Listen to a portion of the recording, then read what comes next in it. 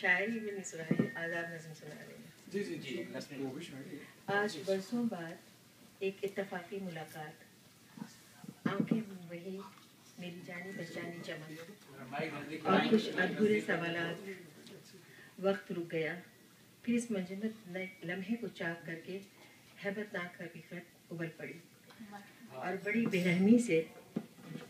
بےرحمی کے ساتھ تجھ پر عیاں کر گئی کہ ہم دونوں ہی اب پہلے جیسے نہیں رہے۔ میں خزاں کی زد میں آیا وہ پھول،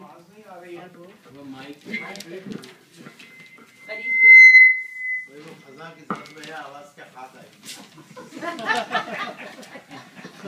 اور وہ کسی درخت کا بچھڑا ہوا خزاں رسیدہ پتا۔ وقت نے اپنی تباہ کن چھاپ ہم دونوں پر ہی چھوڑ دی تھی۔ یہ اتفاقی سامنا مجھے بری طرح روند گیا، مارے وجود کے میں ہواؤں کے تیز جھونکے چلا گیا، مجھے توڑ گیا اور توڑ کر ٹکڑے ٹکڑے کر گیا تھا۔